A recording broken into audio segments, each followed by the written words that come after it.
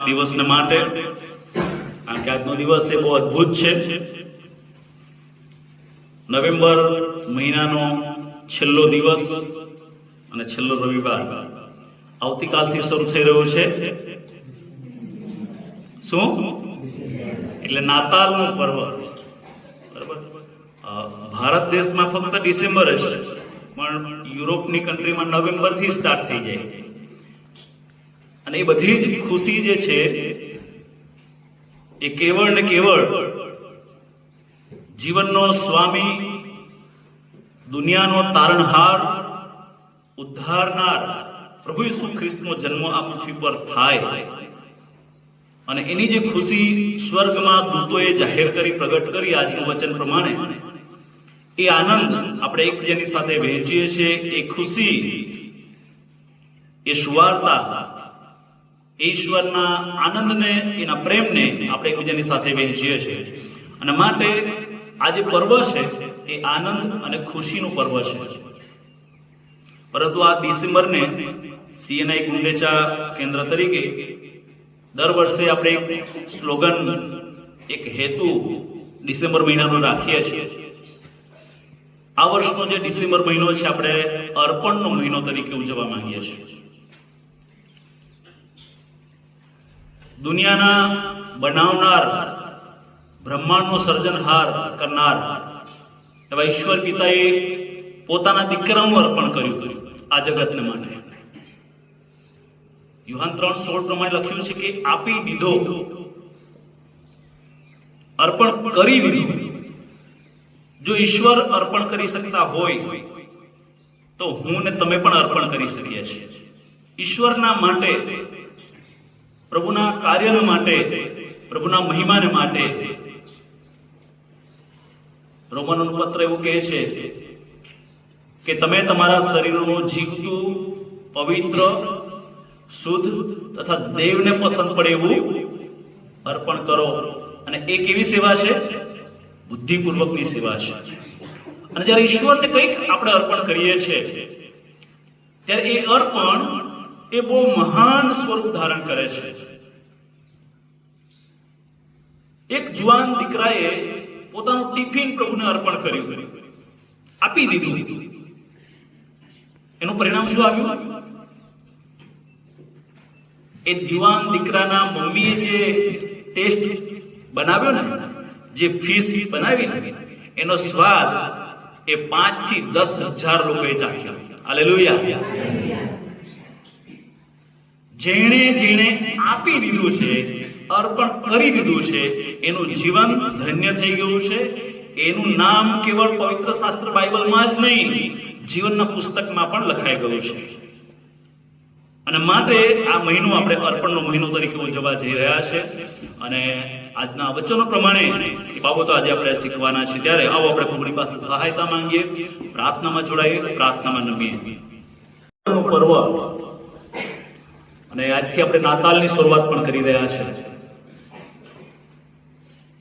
કોઈ પણ પર્વની, કોઈ પણ ઉજવણીની શરૂઆત કરવી હોય તો અગાઉથી એનું પ્લાનિંગ આપણે કરવું પડે, યોગ્ય આયોજન કરવું પડે અને પછી સ્ટેપ બાય સ્ટેપ એની શરૂઆત થાય. દાખલા તરીકે મારે ઘર બનાવવું છે તો ડાયરેક્ટ રેતી કપચી લાવીને, ઈંટો લાવીને ચાલુ પડી જાય એવું ના હોય. એના માટે ગણતરી કરવી પડે. સ્ટેપ બાય સ્ટેપ એનો વિચાર કરવો પડે કે હું શરૂ તો કરીશ પણ પૂરું કરી શકીશ કે કેમ, અથવા પૂરું કરવા માટે મારી પાસે બીજું શું છે, બેકઅપ શું છે મારું, બધું વિચારવું પડે.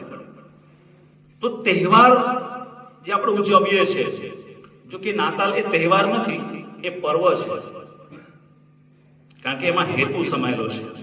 એ પર્વ છે અને એનો આશીર્વાદ, એનો અનેરો આનંદ કંઈક અદ્ભુત છે. અને આ દુનિયાની અલૌકિક ઘટના છે. સામાન્ય તહેવાર નથી. આ બહુ મોટી ઘટના છે આ દુનિયામાં બનેલી, કે જે દ્વારા આખી દુનિયાનું સિકલ બદલાઈ ગયું. તમને ખબર છે પ્રભુ ઈસુ ખ્રિસ્તના જન્મથી 2 યુગ અલગ પડી ગયા. જેઓ ભણેલા હશે એમને ખબર હશે કેલેન્ડર એ બે ભાગમાં ગણતરી થાય. વિશ્વના જે કેલેન્ડરો છે ને બે ભાગ થાય. પ્રભુ ઈસુ ખ્રિસ્ત પહેલાનું, પ્રભુ ઈસુ ખ્રિસ્ત પછીનું. પ્રભુ ઈસુ ખ્રિસ્ત પહેલા એડી બોલાય અને પ્રભુ ઈસુ ખ્રિસ્ત પછીના જે સમયો છે એને બીસી કહેવાય, બિફોર ક્રાઇસ્ટ. બે ભાગ પડી ગયા વિશ્વના. કેમ? કારણ કે આ ઘટના જેવી અદ્ભુત હતી. એ સમયો બહુ અદ્ભુત હતા અને આજે પ્રભુ આપણી મધ્ય છે. એ ઘટના એ વખતે 2025 વર્ષ પહેલા બની. તો એ પર્વ જયારે આપણે ઉજવી રહ્યા છીએ ત્યારે પર્વનો હેતુ મારે તમારે સમજવો બહુ જરૂરી છે. અત્યારે ઘણા બધા તહેવારો આપણે વિસ્તારમાં ઉજવાય છે. એ તહેવારોના હેતુ જ ખબર નથી હોતી. એ કેમ ઉજવવામાં આવે છે, કેમ ઉજવવા જોઈએ એ પણ ખબર નથી હોતી. પણ જ્યારે નાતાલની વાત હોય ત્યારે એ આખી વસ્તુ અલગ છે. દુનિયાના ઉદ્ધારનારના પૃથ્વી પરના એ આગમનને આપણે વધાવીએ છીએ અને માટે એને પર્વ કહેવામાં આવે છે, નાતાલનું પર્વ. જે શાસ્ત્ર પાઠ આપણે વાંચ્યો છે, લુકની લખેલી સુવાર્તા તેનો 2 અધ્યાય 8 થી 15 વચન. એની સાથે સાથે યોહાન 3 અને 16 પણ આપણે ખુલ્લું રાખીશું. પહેલા ભાગમાં લુક 2 અને 8 થી 15 જે છે ત્યાંમાં એ જે વચનો છે ફકરાની અંદર એક બાબત એવી લખવામાં આવી છે. એ તો એ છે કે મોટા આનંદની વાત છે. નાતાલ શું છે? મોટા આનંદની વાત છે. એવું દૂતોએ કહ્યું. કોને કહ્યું? ભરવાડોને. દૂતોએ ભરવાડોને. એ શું કરતા હતા? ખેતરમાં રહીને પોતાના ઘેટાઓને સાચવતા. એનો મતલબ એ થાય કે એમનું રૂટીન લાઈફ એ લોકો જીવતા હતા. સીધું સાદું સરળ, બીજી કોઈ બાબત નહીં. એ પોતાનું જીવન જે રોજ જીવતા હોય એવું સામાન્ય જીવન જીવતા હતા. એમને નથી ગઈકાલની ચિંતા, નહીં આવતીકાલની ચિંતા. એમના કામની અંદર એમની જે રીત રસમ પ્રમાણે એ રાત્રે અમુક જણા રાત્રે જાગે, પછી વહેલી સવારે સુઈ જાય, પછી બપોરે ઉઠીને પછી ઘેટાઓની કાળજી કરે. અમુક લોકો દિવસે જાગતા હોય, લોકો રાત્રે સુઈ જાય. એમનું જે રેગ્યુલર લાઈફ જે હતું, રૂટીન લાઈફ જે હતું એ પ્રમાણે જીવતા હતા. અચાનક જ સ્વર્ગીય દૂત એમની મધ્ય આવે છે અને એમને કહે છે કે તમને મોટા આનંદની સુવાર્તા કહું છું. તો જ્યારે મોટા આનંદની વાત હોય તો એ શું હતી? આપણે આખું વાંચ્યું છે ફકરો કે પ્રભુ ઈસુ ખ્રિસ્તનું આ દુનિયામાં આવવું એ બહુ જ મોટા આનંદની વાત હતી. અને દૂતોએ એ ભરવાડોને આખી દુનિયાને કહી વાત. આના દિવસમાં આપણે પણ 17 થી 21 એ ડિસેમ્બરની અંદર કેરલ્સ આપણે ગાવા જઈએ છીએ. કેરલ્સ એ શું છે? વધામણી. લોકોને કહેવા જઈએ છે કે પ્રભુ જન્મ્યા છે, પ્રભુ ઈસુ ખ્રિસ્તનો જન્મ થયો છે, આનંદ કરો, અમારી સાથે જોડાઓ. દૂતોએ કેરલ્સ દુનિયાને એ ભરવાડોને આપ્યા, વધામણી જાહેર કરી કે પ્રભુ ઈસુ ખ્રિસ્ત આ દુનિયામાં આવ્યા છે. અને પ્રભુ ઈસુ ખ્રિસ્તનું આ દુનિયામાં આવવું એ બહુ જ મોટી ઘટના છે. બહુ મોટી ઘટના છે. આપણે નાતાલના સમયમાં શીખીએ છીએ કે એક એવી ઘટના હતી. ભરવાડોનું તો દૂતોએ કહ્યું, પણ જે માગીઓ આવ્યા કે જેઓ ખગોળ શાસ્ત્રીઓ હતા, ખૂબ અભ્યાસુ માણસો હતા, એ લોકો આકાશના એ તારાઓ, નક્ષત્રો, ગ્રહોની આખી રચના જોઈને એ લોકો અભ્યાસ કરતા હતા. અને જેમ ભવિષ્ય વચન દાનિયેલ અને યશાયામાં લખવામાં આવશે પ્રમાણે એ પૂર્વમાં એ તારો ઉગશે અને તારો એ અંધકારમાં પડેલા લોકોને પ્રકાશ આપશે. અને માંગીઓએ જોયું કે એક અદ્ભુત ઘટના આકાશની અંદર પણ બની છે. એ શું છે? કે એવો જ તારો છે કે જે કદી કોઈ જોયો નથી. એ નક્ષત્રની અંદર કોઈ જગ્યાએ ગોઠવાય એવો નથી. એક નવો તારો છે. એનો પ્રકાશ તેજ છે. અને માંગીઓને ખબર પડી કે આ નક્કી આ તારો એ આવનાર મસીહ જે છે એ મસીહનો રસ્તો બતાવનાર તારો છે. અને પછી લોકો નીકળી પડ્યા તારાની દિશામાં. તારો આગળ આગળ, માગીઓ પાછળ પાછળ. અને તારો એને દોડતો જઈ રહ્યો છે. એ પૂર્વના દેશથી લઈને પશ્ચિમની દિશામાં એ લોકો ચાલી નીકળ્યા. પશ્ચિમથી પૂર્વ તરફ ચાલી નીકળ્યા. અને પૂર્વમાં જે જગ્યાએ પ્રભુ ઈસુ ખ્રિસ્તનો જન્મ થયો એક્ઝેક્ટ એ લોકેશન સુધી એ તારો એમને દોરી ગયો. અને ત્યાં જઈને જોયું ત્યારે ખબર પડી કે ખરેખર મસીહની જેની આપણે વાટ જોતા હતા, આખી દુનિયા જેની વાટ જોવે છે ઉદ્ધારનારની, એ જન્મી ચૂક્યા છે. તો આ મોટા આનંદની વાત હતી. આજે એ સમયો નથી રહ્યા એટલે આપણને બહુ નોર્મલ લાગે. પ્રભુ ઈસુ ખ્રિસ્તનો જન્મ તો 2025 વર્ષ પહેલા થઈ ગયો છે. પ્રભુ ઈસુ ખ્રિસ્ત એ 33.5 વર્ષ જીવ્યા, એમણે પોતે બલિદાન આપ્યું, ત્રીજા દિવસે પાછા ઉઠ્યા, અને ત્યારથી લઈને અત્યાર સુધી એ જીવિત પરમેશ્વર છે, અને એ આકાશમાં છે, આપણી સાથે છે, આપણી આસપાસ છે, પવિત્ર આત્મા દ્વારા. તો બહુ નોર્મલ થઈ ગયું આપણા માટે. એટલે નાતાલ આપણે કેવી ઉજવીએ છીએ? આનંદ કરવા માટે. અને આપણો આનંદ શેમાં છે આપણને ખબર છે. આપણો આનંદ શેમાં હોય? નવા કપડા લેવાના, સારું ખાવાનું, ખાવાનું પીવાનું પણ ચાલે, મોજ મજા કરીએ, એ આપણી નાતાલ. નાતાલનો આખો હેતુ આપણે બદલી નાખ્યો છે. જે મોટી ખુશી, મોટો આનંદ મારા જીવનમાં હોવો જોઈએ, એ નાતાલનો એ અનેરો આનંદ મારા પરિવારમાં જ હોવો જોઈએ, મારા સમાજમાં હોવો જોઈએ, મારી મંડળીમાં હોવો જોઈએ, મારા પોતાનામાં હોવો જોઈએ, ઘરમાં. એના બદલે આપણે દેખાડો કરવાનું ચાલુ કરી દીધું. હા, ચોક્કસ જરૂરી છે સારા કપડા પહેરવા, આપણી ખુશી પ્રગટ કરીએ છીએ, સારો ખોરાક લઈએ છીએ, સાથે મળીને સંગત કરીએ છીએ, પ્રીતિ ભોજન, બહુ સારી વાત છે. પણ એમાં વધારે પડતો આપણે એડ કરી દીધું છે. એટલે નાતાલનો જે આનંદ હોવો જોઈએ, એ આનંદ એ ફક્ત ખાવા પીવામાં. પ્રભુનું વચન એમ કે છે કે આકાશનું રાજ્ય ખાવા પીવામાં નથી, એ તો સ્વર્ગીય વાનાઓમાં છે, સ્વર્ગીય ખુશી છે. અને માટે જે મોટા આનંદની વાત પરમેશ્વર આપણી સાથે જે કરવા માંગે છે,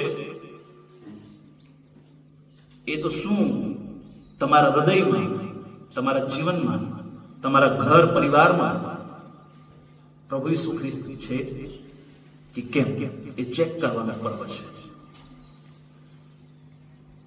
માંગ્યો એ ચેક કર્યું, ભરવાડો ચાલી નીકળ્યા, એમણે ચેક કર્યું પ્રભુ ક્યાં છે, શોધ કરી, અને આખરે એમની શોધ પૂરી થઈ.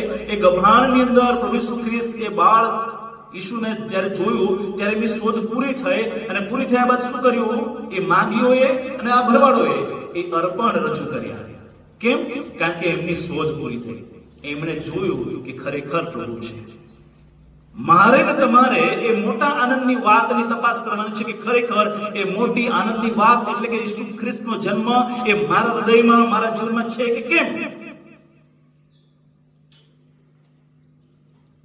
જો ખરેખર મારા જીવનની અંદર ઈસુ ખ્રિસ્તની હાજરી છે, પ્રભુ ઈસુ ખ્રિસ્તની એ અદ્ભુત ઉપસ્થિતિ મારા જીવનમાં છે, તો મારા માટે સદૈવ 365 દિવસ નાતાલ છે. હાલેલુયા. તો આ મોટા આનંદની વાત આ છે કે મારા જીવનમાં પ્રભુ છે. આજે તમને પ્રશ્ન પૂછવામાં આવે કે તમારા જીવનની અંદર, વ્યક્તિગત જીવનની અંદર તમારા માટે સૌથી મોટી વાત કઈ છે? આ તપાસ કરવા જેવું છે. વિચારજો કે મારા જીવનની એવી કોઈ સૌથી મોટી વાત શું છે? મારા જીવન સરસ, મારું ઘર છે એટલે મારી સૌથી મોટી વાત છે. મારું પરિવાર બહુ સરસ છે, હું સારામાં સારું ભણ્યો છું, મારી પાસે આ ડિગ્રી છે, મારી પાસે નોકરી છે, મારી પાસે આ વાહન છે, મારી પાસે આ સારામાં સારો મોંઘો ફોન છે. તમારા જીવનની સૌથી મોટી ખુશીની વાત કઈ છે?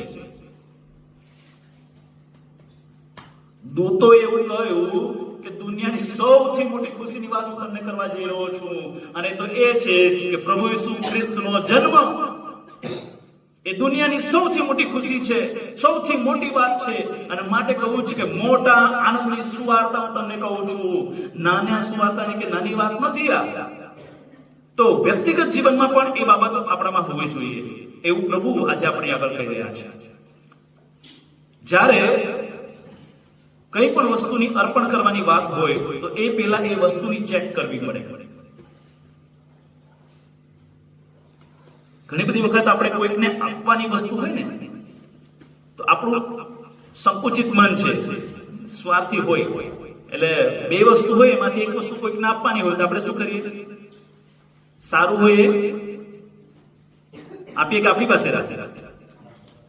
નબળું હોય થોડું ખામી વાળું હોય ને આપણે આપી દઈએ, અને સારું હોય તો આપણી પાસે. આપણી આદત છે, આપણી આ ટેવ છે. અને બે માંથી કદાચ આપણી પાસે બે ના હોય ને એક જ હોય તો ના, તમે કહેશો બીજીથી લઈ લો, મારી પાસે એક જ છે. એક હોય તો ના જ આપીએ. પણ આપી દેવું એ ઈશ્વરનો ગુણ છે, ને એ ઈશ્વર મારામાં જયારે હોય છે ત્યારે એ ગુણ, એ સંસ્કાર, એ આદર્શ એ મારામાં આવે છે. જો ખરી નાતાલ આપણે કરવા માંગીએ છીએ, નાતાલનો પર્વ ખરી ઈશ્વરની એ ભયમાં, ઈશ્વરની હાજરીમાં જયારે આપણે કરવા માંગીએ છીએ, તો સૌથી પહેલી બાબત એ છે કે મારામાં શું ખ્રિસ્ત છે. પાછલા દિવસોમાં આપણે કૌટુંબિક સંગતો આપણે કરી, ખ્રિસ્તી ગૃહજીવન સપ્તાહ, આપણે જોયું કે આપણામાં શું છે ને શું હોવું જોઈએ. જો સન્ડે સ્કૂલની એ નાનું ગીત, આ જીવનની ગાડી આવી, ડબ્બા ભરી ભરીને લાવી, જો ઈસુ ડ્રાઈવર હોય તો ગાડી ક્યાં જાય? સ્વર્ગમાં. અને જો શેતાન ડ્રાઈવર હોય તો, નાનું અમથું ગીત છે. કદાચ બહુ પ્રાર્થના સાથે ગીત બનાવવામાં આવ્યું હશે, પણ આ નાનું ગીત મને તમને જીવનનો ઉત્તમ બોધ આપી જાય કે મારા જીવનનો ડ્રાઈવર કોણ છે. મારા જીવનનો ડ્રાઈવર જો ઈસુ હશે તો ચોક્કસ મારી ગાડી એ પાટા પર ચાલી રહી છે જે પાટો સ્વર્ગ સુધી લઈ જાય છે. પણ આપણને વહેમ હોય કે ના ના, હું તો ખ્રિસ્તી છું, ખ્રિસ્તી છું, પણ કામ અને જીવન ધોરણ જો એ ખ્રિસ્ત વિનાના હોય તો જાણી લેવાનું કે નક્કી આપણા જીવનનો ડ્રાઈવર તો શેતાન છે, અને એ પાટા ક્યાં જશે? નર્કમાં. તો આ એક તૈયારી છે આપણા માટે. નાતાલ પર્વ હજુ 25 દિવસ બાકી છે, 24 દિવસ બાકી છે, પણ એ પૂર્વે મારી ને તમારી તૈયારી શું છે કે મારા જીવનને મારે શણગારવું છે, મારા જીવનને મારે તૈયાર કરવું છે. આપણે ચર્ચ ડેકોરેશન કરીશું, હમણાં થોડા દિવસોમાં ઘરની સાફ સફાઈ ચાલુ થઈ જશે. જે જૂનું હશે, ભંગાર હશે તો ભંગારવાન આપી દઈશું, નવી વસ્તુ એડ કરીશું, એમાં લાવીશું, નવા કપડા લાવીશું, મીઠાઈઓ બનાવીશું. બધી તૈયારીઓ નાતાલ આવે એ પહેલા બધી તૈયારીઓ ચાલુ થઈ જશે. તો એ જ તૈયારી મારે મારા જીવનને સુધારવા માટે પણ કરવી પડશે. તમારું ઘર તૈયાર હશે, તમારું મકાન તૈયાર થઈ ગયું હશે, તમારો રૂમ તૈયાર થઈ ગયો હશે, પણ જો તમારું જીવન તૈયાર નહીં થયું હોય તો એ મોટા આનંદની સુવાર્તા આપણે મિસ કરી દઈશું. અને માટે સૌથી પહેલી જે બાબત નાતાલમાં જે આપણે કરવા જઈ રહ્યા છે તે એ છે આપણા જીવનને આપણે તૈયાર કરીએ. એ મોટા આનંદની સુવાર્તા મારા જીવનમાં હોય એની ખાતરી કરી લઈએ. બજારમાં જતા પહેલા જે પાકીટ ચેક કરીએ ને એમ પ્રભુનો પર્વ ઉજવીએ પહેલા પ્રભુને ચેક કરી લઈએ. ઘણી બધી વખત એવું થાય છે આપણે ખ્રિસ્તી દેખાડવાનો, ખ્રિસ્તી છું એવું જાહેર કરવાનો ઘણો પ્રયત્ન કરીએ છીએ, પણ ખ્રિસ્તી બનવાનો પ્રયત્ન નથી કરતા. આપણે હું ખ્રિસ્તી છું એવો લોકોની આગળ પ્રભાવ પડે, લોકો જાણે એવો પ્રયત્ન આપણે ઢગલા બંધ કરીએ છીએ, પણ હું ખ્રિસ્તી છું એવું બનવા માટે આપણે પ્રયત્ન નથી કરતા. એટલે બતાવવું અને હોવું બંને વસ્તુ અલગ અલગ છે. જો તમે ખાલી બતાવો છો અને તમે હોતા નથી તો એ બધું જીરો છે. પણ તમે ભલે ના બતાવો, પણ તમે જો ખ્રિસ્તી જીવન જીવો છો તો એ જીરો કરતા 100 ગણું છે. અને માટે ઈશ્વર આપણી પાસે જે અપેક્ષા રાખે છે તે આ છે કે એ ઘેટા બાળકો એ માગીઓએ જેમ તૈયારી કરી ખ્રિસ્તને જોવાને માટે, ખાતરી કરવાને માટે, આવો આપણે પણ સાથે મળીને ખાતરી કરીએ કે શું મારા જીવનમાં પ્રભુ છે. એ ગંદી ગભાણ કે જ્યાં પ્રભુ ઈસુ ખ્રિસ્તનો જન્મ થયો, જ્યાં સુધી પ્રભુ ઈસુ ખ્રિસ્ત એમાં જન્મ ના થયો, જ્યાં સુધી મરિયમ અને યુસુફ એમાં ના ગયા, ત્યાં સુધી એ ગભાણને કોઈ જાણતું નહોતું. એની કોઈ વેલ્યુ નહોતી, કોઈ એની નોંધ નહીં લીધી કારણ કે એ દિવસોમાં વસ્તી ગણતરી ચાલતી હતી, એના કારણે ધર્મશાળાઓમાં લોકો રોકાતા હતા, કોઈક સારા પરિવારમાં રોકાતા હતા, કોઈક સગાઓને ત્યાં રોકાતા હતા, સારી સારી વ્યવસ્થાને જોતા હતા, અને સારું સારું જોવામાં પેલું જે ગંદુ હતું એ ખાલી પડી રહ્યું. પ્રભુ ઈસુ ખ્રિસ્તનો જન્મ એ ગંદી ગબાણમાં થયો. એ નમ્રતા, એ દીનતા એ દર્શાવે છે. અને એવું જ પાપથી ભરેલું મારું તમારું હૃદય હશે તો પ્રભુ એમાં પણ આવવા માંગે છે. એ ગંદી ગબાણ સમાન આપણા હૃદયમાં, આપણા જીવન બહુ ગજબનું છે. આપણે પ્રભુ પર પ્રેમ કરીએ છીએ, ભરપૂર પ્રેમ કરીએ છીએ, અને પછી ભૂલી જઈએ છીએ તરત. ચાના ઉભરા જેવું થઈ જાય. ચામાં ઉભરો આવે તો તપેલી છોડીને બહાર નીકળી જાય, એટલું ઉભરો આવી જાય. પણ ઠરી જાય તો સાવ ઠરી જાય, ઉપર પેલું પડે બાજી જાય, એવું ઠરી જાય.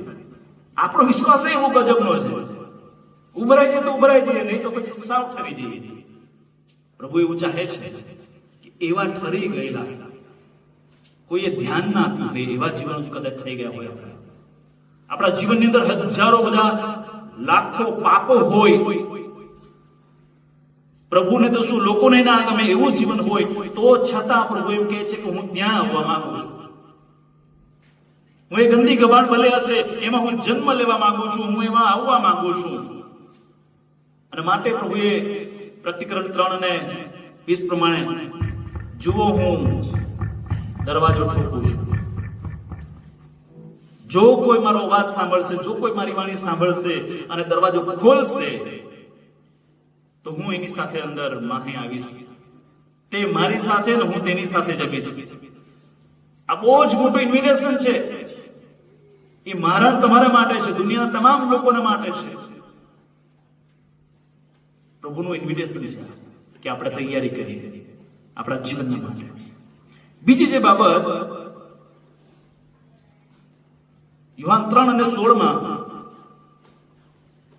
જે આપણે જોઈ ગયા, ત્યાં લખ્યું છે કે દેવે જગત પર એટલી બધી પ્રીતિ કરી કે તેણે પોતાનો એકાકી જનિત દીકરો આપ્યો, આપી દીધો. ઈશ્વરનો પ્રેમ એટલો અદ્ભુત હતો, એટલો અદ્ભુત હતો કે એ પ્રેમ અર્પણ સુધી ઈશ્વરને લઈ ગયો, અર્પણ સુધી લઈ ગયો. અને અર્પણ કરતા પહેલા પ્રભુએ એ પણ નહીં જોયું કે મારો એકાકી દીકરો છે કે મારે ઘણા દીકરાઓ છે. ઈશ્વર સાથેનો સંબંધ આ દર્શાવે છે, અર્પણ માટેનું મન દર્શાવે છે. ઇબ્રાહિમ 25 વર્ષ સુધી એ દીકરાના માટે, એ બાળકના માટે તડપી રહ્યો હતો. કદાચ રોજ ઉઠીને પ્રાર્થના કરતો હશે, પ્રભુ ક્યારે તમે જે પ્રોમિસ આપ્યું છે, તમે જે મને ત્યાંથી કાઢી લાવ્યા ત્યારથી મને કહ્યું છે કે હું તમને સંતાનો આપીશ, સંતાનો આપીશ, હજારો લાખો સંતાનો આપીશ. પ્રભુ ક્યારે, પ્રભુ ક્યારે? 25 વર્ષ સુધી પ્રાર્થના કરતો હતો. અને 25 વર્ષના અંતે દીકરો આપવામાં આવ્યો. અને એ દીકરો જાણતો થયો, મોટો થયો, ત્યારે પ્રભુનું પાછું વચન એવું આવ્યું, પ્રભુએ કહ્યું કે આ દીકરાનું તારે અર્પણ કરવાનું છે. ઇબ્રાહિમને વિશ્વાસનો પિતા એમને નથી કહેવામાં આવ્યું. ઇબ્રાહિમે એમ પણ નહીં વિચાર્યું કે મારા 10 બાળકોમાંથી એક બાળક હું અર્પણ કરું તો કોઈ મોટી વાત નથી, એવું નહોતું એની પાસે. એકનો એક દીકરો હતો અને એનું પણ અર્પણ કરવાની વાત કરી. અને ઇબ્રાહિમે લગભગ અર્પણ કરી દીધો દીકરો. છરો હાથમાં લઈ લીધો હતો. એ બાળક નાદાન હશે, એને ખબર નહીં કે પપ્પા શું કરવા માંગે છે. જે લાકડા પર એને સુડાવવામાં આવે, લાકડા તો એને પોતે જ ઉચકીને જતો હશે. ઈસાક, પપ્પા આપણે ક્યાં જઈએ છીએ? પેલો ડુંગર છે એના પર શું કરવાનું છે? કે આપણે અર્પણ કરવાનું છે. એટલે દીકરાને ખુશી હશે કે આજે શું અર્પણ કરશે પપ્પા, હું જોઈશ. પછી લાકડા સિંચાઈ ગયા, બધું થઈ ગયું, તૈયારી થઈ ગઈ. પછી દીકરાએ પૂછ્યું કે બેટા અર્પણ, પપ્પા અર્પણ ક્યાં છે? કે દેવકુળ પાસે. અને પછી એ દીકરાના પગ અને હાથ બાંધીને એ વેદી પર સુડાઈ દેવામાં આવ્યો. હાથમાં છરો લઈને છરો ઉગામી દીધો. અને એ સમયે પ્રભુએ હાથ મારી, ઇબ્રાહિમ, ઇબ્રાહિમ. તું તારા દીકરાને કશું કરીશ નહીં. ઈશ્વરે સાક્ષી આપી કે તે મારાથી તારો દીકરો પણ પાછો રાખ્યો નથી. એનું નામ અર્પણ. ઈશ્વર પિતાએ પણ પોતાનો એકનો એક દીકરો આપણા ઉદ્ધારના માટે, જગતના ઉદ્ધારના માટે આપી દીધો. એનો પ્રેમ છે ઈશ્વરનો પ્રેમ. તો આપણે કેટલો પ્રેમ કર્યો ઈશ્વર પર? આજે આપણે પ્રભુમાં ખુશ છીએ? ખુશ છો ને? પ્રભુમાં ખુશ છે? કોઈ દુખી છે? દુખી બીજી બધી વાતોમાં હશો તમે. બીમારીના લીધે દુખી હશો, પૈસાના લીધે દુખી હશો, કુટુંબમાં કઈક પ્રશ્ન હશે એના લીધે દુખી હશો. બીજા દુખી થવાના હજાર કારણો હશે, પણ ખુશી થવાનું જીવનમાં જો કોઈ શ્રેષ્ઠ કારણ હોય ને તો એ છે કે મને ખ્રિસ્ત મળ્યો છે. હાલેલુયા. ખ્રિસ્તમાં આપણે ખુશી છે. અને એ ખ્રિસ્તની જે ખુશી મારા તમારામાં હોવી જોઈએ એ જ બતાવે છે કે એ ખુશી, એ પ્રેમ, ઈશ્વર સાથેના સંબંધમાં આપણે કેટલા જોડાયેલા છે. અને જો જોડાયેલા છે તો એ પ્રેમ એ અર્પણ સુધી આપણને લઈ જશે. આપણે દાન આપીએ છીએ, આપણે અર્પણ કરીએ છીએ કંઈક, એ એમને નથી થતું. એ ઈશ્વર પર પ્રેમ કરીને આપણે આપીએ છીએ, લોકો બાજુ જોઈને નથી આપતા. આપણે એવું અર્પણ કરીએ છીએ કે બાજુવાળે 500 આપ્યા, 500 ને 1 આપું. આ થોડી હરાજી છે. પ્રભુને લઈ લઈએ. ઈશ્વર પર પ્રેમ કરીએ છીએ ત્યારે ઈશ્વરને કંઈક આપીએ છીએ. પ્રભુ એવું ચાહે છે, જેમ ઈશ્વરે પ્રેમ કર્યો અને ઈશ્વરનો પ્રેમ એ અર્પણ સુધી લઈ ગયો, એમ આપણે પણ આપણા જીવનને ઈશ્વરને આગળ અર્પણ કરીએ. આપણે જેવા છે તેવા પ્રભુ સ્વીકારવા તૈયાર છે. પ્રભુનો પ્રેમ બહુ અદભુત છે. એ કદી એવું નથી ચાહતો કે ગરીબ છે, નાના છે, પાપી છે, આ આવો છે, તેવો છે. બાઇબલનો દાખલો લઈએ. જેટલા પાપથી લદાયેલા હતા, સમાજમાં બહિષ્કૃત થયેલા હતા, એમને ઈશ્વરે વેલકમ કર્યા. પ્રભુની આસપાસ જેવો હતા ને, એમનું પણ કે સમાજમાં બહુ સારું સ્થાન નહોતું. બહુ ઉચ્ચ વર્ગના લોકો નહોતા, સારો અભ્યાસ કરેલો ડિગ્રી વાળા લોકો નહોતા. એ સામાન્ય મારા તમારા જેવા લોકો હતા કે જેમને પ્રભુએ પોતાની સાથે રાખ્યા. જે ફોટામાં આપણે જોઈએ છે, છેલ્લા ભોજનનો ફોટો, એની આસપાસ બેઠા છે કે ડોક્ટર ને એન્જિનિયર નથી બેઠા, મોટા રાબીઓ નથી બેઠા પ્રભુ ઈસુ ખ્રિસ્તની આસપાસ. એ મારા તમારા જેવા લોકો બેઠા છે. પ્રભુ એવું ચાહે છે કે આપણે પ્રભુની સાથે રહીએ. આપણું એક સપનું હોવું જોઈએ. આ ફોટામાં જે છે એ પ્રમાણે આ ફોટામાં કોઈક જગ્યાએ આપણે પણ ગોઠવાઈ જઈએ પ્રભુની હરોળમાં. હાલેલુયા. અને પ્રભુ એવું ચાહે છે. આપણે ચાહ્યું છે ખબર નહીં, પણ પ્રભુ તો એવું જ ચાહે છે કે આપણે તેની સાથે જોડાઈ જઈએ. અને પ્રભુ એટલો પ્રેમ કરે છે. પ્રભુએ અર્પણ કરી દીધું, કશું પણ પાછું રાખ્યું નહીં, કશું પણ સંતાડ્યું નહીં, કોઈ કરતા કોઈ કચાશ નહીં રાખી. પરમેશ્વરે જ્યારે અર્પણ કરીએ છીએ, પાછા મળવાની આશા નથી હોતી. એના બદલામાં મને શું મળશે એ અપેક્ષા નથી હોતી. અર્પણ એટલે આપી દેવું, એને ભૂલી જવું, એને ભૂલી જવું. તમે વિચાર કરો, પ્રભુ ઈસુ ખ્રિસ્તનું અર્પણ, આ દુનિયા પર આવવું, એ ઈશ્વરનું અર્પણ છે, અવાચ્ય દાન છે ઈશ્વરનું. છેક સુધી આજે પણ પ્રભુ ઈસુ ખ્રિસ્ત એ ઈશ્વર પિતાની સાથે બેઠા છે ખરા, પણ એના જમણા હાથે આપણા વકીલ થઈને બેઠા છે, આપણા મધ્યસ્થ થઈને પ્રભુ ઈસુ ખ્રિસ્ત બેઠા છે. હજુ સુધી એ સિંહાસન પર ઈશ્વર પિતાની સાથે નથી. ઈશ્વર પિતાના જમણા હાથે બિરાજમાન છે એવું લખવામાં આવ્યું છે. એનો મતલબ એ થાય, આજે પણ એ આપણને અર્પાયેલા પ્રભુ છે, આપણા માટે તૈયાર બેઠા છે પ્રભુ. આજે પણ આપણા માટે છે. ઈશ્વરે જગતને માટે આપી દીધા, અને આજે પણ પ્રભુ ઈસુ ખ્રિસ્ત એ જગતના પરમેશ્વર છે. મારી તમારી રાહ જોઈને બેઠા છે કે મારો દીકરો કે મારી દીકરી ક્યારે મને હાંક મારે, મારો દીકરો કે મારી દીકરી ક્યારે મારી પાસે આવે, ક્યારે મને બોલાવે, ક્યારે એના જીવનના એ ખાલીપામાં એ મને આવકારે અને હું એની પાસે દોડી જાઉં. પ્રભુ આજે પણ ચાહે છે. તો નાતાલનું પર્વ એ અર્પણનું પર્વ બને અને ખરેખર આપણા જીવનમાં બને. માટે આપણા જીવનને આપણે તૈયાર કરવાનું છે વાલાઓ. એ મોટા આનંદની સુવાર્તાને આપણે જીવનમાં સમાવેશ કરવાની છે કે ઈસુનું આ જગતમાં આવવું, પ્રભુ ઈસુ ખ્રિસ્તનું આ જગતમાં આવવું, એનો મતલબ એ થાય કે પાપ મારા જીવનમાંથી બહાર થાય, પ્રભુ ઈસુ ખ્રિસ્ત મારા જીવનની અંદર આવે, શૈતાન મારા પરિવારમાંથી, મારા જીવનમાંથી દૂર જાય, પ્રભુ ઈસુ ખ્રિસ્ત મારા જીવનમાં અને મારા પરિવારમાં આવે, અંધકાર મારા જીવનમાંથી દૂર જાય અને ઈશ્વરનું પવિત્ર અજવાળું મારા જીવનમાં આવે, મારા ઘરમાં આવે, મારા પરિવારમાં આવે. આ નાતાલની તૈયારી છે. તમે ઘર પર સ્ટાર લગાવો કે ના લગાવો, પ્રભુ તમને શોધી કાઢશે. જ્યારે પ્રભુ તમારા દરવાજે આવે ત્યારે શું તમે દરવાજો ખોલવા માટે તૈયાર છો? આપણે કશું નથી કે દરવાજો જ ખોલવાનો છે. પ્રભુને કહેવાનું છે, હા પ્રભુ હું તૈયાર છું,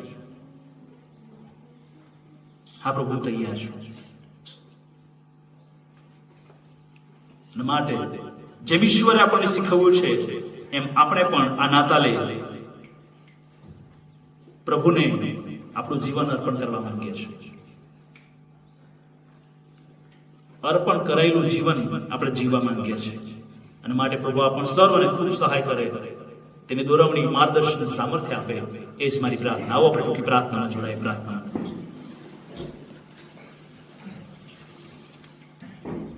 અમારા સ્વર્ગીય પિતા અને પ્રેમાળ પ્રભુ, પ્રભુ અમે તમારા છીએ, માટે તમારા આયોજન પ્રમાણે, તમારી ઈચ્છા પ્રમાણે જીવન જીવવા અમને તમે સહાયતા કરો.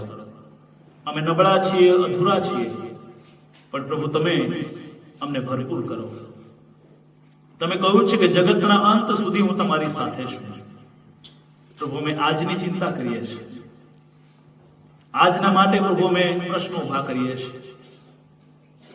તમે તો અનંતકાળ સુધીનો વાયદો એને આપ્યો છે અને માટે હિંમત રાખીએ, વિશ્વાસ રાખીએ, ભરોસો રાખીએ અને તમારી સાથેના જીવનમાં રોજ રોજ આગળ વધીએ. એ માટે પ્રભુ તમે અમને સહાય અને મદદ કરો. અમારી અધૂરપને તમારા સામર્થ્યથી ભરપૂર કરો. તમારી સેવા, તમારા મહિમાને માટે અમારો ઉપયોગ કરો. પ્રભુ તમે અમારા પર ખૂબ પ્રેમ કરો છો, અમે પણ તમારા પર પ્રેમ કરીએ, એકબીજા પર પ્રેમ કરીએ. માટે પ્રભુ તમે સહાય કરો. નાતાલનો ખરો આનંદ, નાતાલનો ખરી ખુશી અમને, અમારા પરિવાર, અમારી મંડળીને, અમારા સમાજને પ્રભુ તમે આપો. પ્રભુ ઈસુ ખ્રિસ્તમાં અમારી પ્રાર્થના સાંભળો અને સ્વીકાર કરો. બાપ. આમેન.